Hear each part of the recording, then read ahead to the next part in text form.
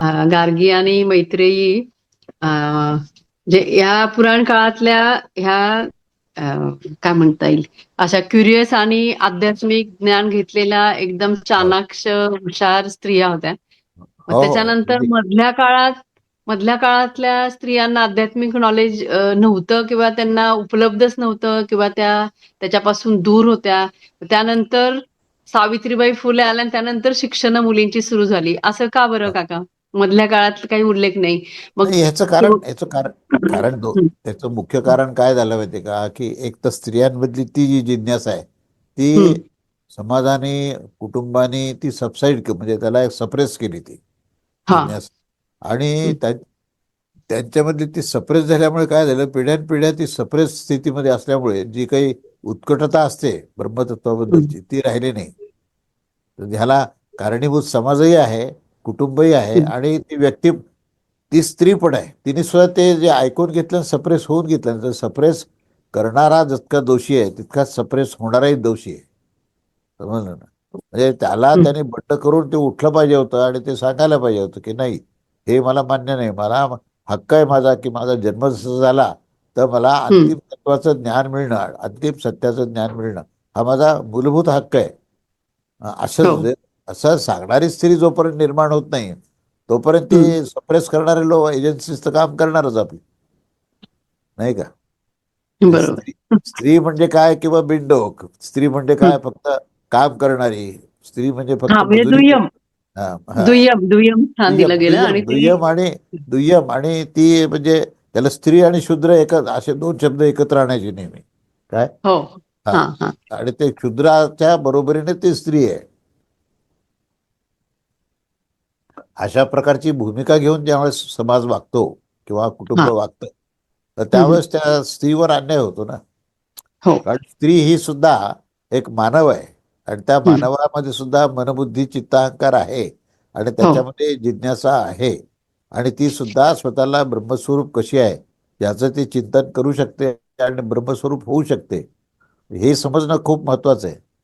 आणि हो. ते न समजल्यामुळे पुढची प्रजाही निकृष्ट झाली. हा. त्यांची आई जेव्हा श्रेष्ठ असते ना, तेव्हाच मुलं श्रेष्ठ होतात की नाही. हो. हा. मग ती त्यामुळे आईला सप्रेस केलं आणि मुलं विद्वान व्हावेत अशी अपेक्षा केली तर ते हो. होऊ शकत नाहीत. हो. त्यामुळे पुढची पिढी जी आहे सगळीच, ही अनेक हा. पिढ्यानपिढ्या त्यांना ब्रह्मतत्वाचं आकलन कधीच झालं नाही. हो. हो. त्यांना त्यांना समता म्हणजे काय आणि विषमता काय हे त्यांना कधीच कळालं नाही. हम्म, काय? हम्म, तर ती हम्म, विषमता ही प्रकृतीत असते आणि समता ही आत्मस्थितीमध्ये असते. हे समजणं खूप महत्वाचं होतं. पण आत्मस्थितीचा कधी अनुभवच घेतला नाही आणि केवळ हम्म, प्रकृतीमध्ये आसक्त झाले, तर ते हम्म, विषमतेमध्ये ते लडबडून गेले पुढे. म्हणून मग हो. चातुर्वर्ण्याच्या निमित्ताने श्रेष्ठ कनिष्ठता हे जे विषय आले ते का हम्म, आले? मग त्याच्या पलीकडे असलेलं जे ब्रह्मतत्व आहे त्याच्यावर चिंतन का नाही केलं?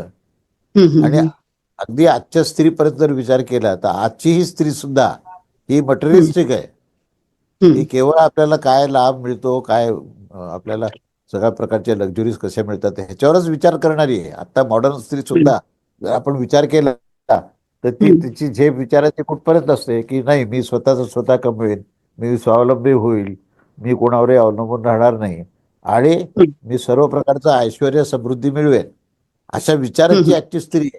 बरोबर आहे की नाही? हम्म, पण हो. त्याच्याशिवाय माझं नेमकं अस्तित्व काय, माझं नेमकं हा. स्वरूप काय, जेवढं ते ज्ञान पुरुष मिळवतो त्याच्याही पेक्षा मी जास्त ज्ञान मिळवू शकतोय. आणि ज्ञान हम्म, हम्म, म्हणजे काय, विज्ञान म्हणजे काय, हम्म. याच्या ज्या व्याख्या आहेत ना, हे व्याख्या समजून घेण्याकरची त्यांची तयारी पाहिजे. तर ती आजही ती तयारी नाहीये. आणि जोपर्यंत तुम्ही फार कमी ज्ञानाच्या, कमी झाल्यात. कमी हा, स्त्रिया फार तिकडे कमी, उरल्या फार आहेत. खूपच खूपच कमी आहे, खूपच कमी आहे. आणि ते फक्त एकच म्हणतात की आम्ही शिक्षण घेतलं, आम्ही स्वावलंबी झालो, आम्हाला भोगप्राप्ती मिळाली, त्यामुळे आता आम्ही पुरुषांच्या बरोबरीने आम्ही आहोत, आम्ही त्यांच्यापेक्षा कमी नाही. तर ही स्पर्धा हम्म. करायची गरज नाही आहे. हे स्वयंभूत्व आहे. हे हा. स्वतः स्वतःमध्ये निर्माण करायची ही जिज्ञासा आहे. तर त्याची सगळ्या काळामध्ये गरज आहे. हो. हो. आणि अशी स्त्री ज्यावेळेस असेल ना, तेव्हा तिची मुलं सुद्धा ही उत्तम प्रकारचं ते ज्ञान मिळू शकतात. ज्ञानाचं जे संस्कारित बीज आहे होते ना, ते. हा, हो. संस्कार येतात, ते आईवरच अवलंबून आहे ना. आता माझ्याच आईचं मी जिजाबाईंनी सांग, आता माझी आई जी आहे जिजाबाईंनी ना, शिवरायांना हो हो हा, हो. माझ्या आईने वयाच्या 9व्या वर्षी ज्ञानेश्वरी वाचायला सुरुवात केली, वयाच्या हम्म. 9व्या वर्षी. तर हो. आजही ती ज्ञानेश्वरी वाचते, तितक्याच उत्कटेने वाचते, तितकीच हम्म. जिज्ञासा आहे. आणि त्याच्यावर बरोबर. म्हणजे मग भगवद्गीता आणि ज्ञानेश्वरी हे तिचे फक्त मुखोद्गतच नाही, तर आशयात्मक सुद्धा हम्म. ज्ञान आहे. आणि हो ते लहानपणापासून आम्ही पाहत आलोय ना, हो. त्यामुळे प्रश्न उत्तर लहानपणापासून म्हणजे मला आठवतं तेव्हापासून मी हे आत्मतत्व म्हणजे काय, ईश्वर म्हणजे काय, हे प्रश्न हम्म. आईला विचारले. हो. आणि आईने सुद्धा जेवढं तिला कळालं तेवढं सांगितलं, ह्याच्या पुढचं हा. मला काही कळालं नाही असं म्हणाली ती. बरोबर. हे मला समजून घ्यायचं, हे मला कळालं नाही, हे तितक्याच हम्म. ह्याच्याने सांगितलं.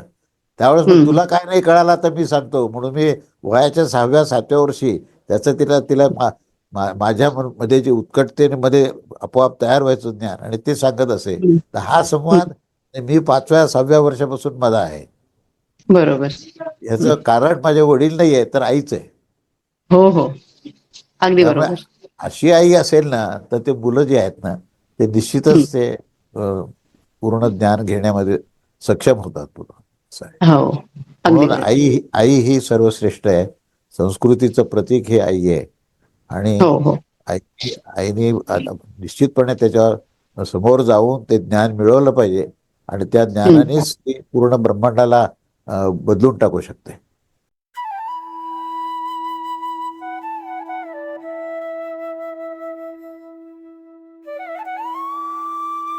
अध्यात्मावर अशीच माहिती मिळवण्यासाठी देव माझा चॅनलला सबस्क्राईब करा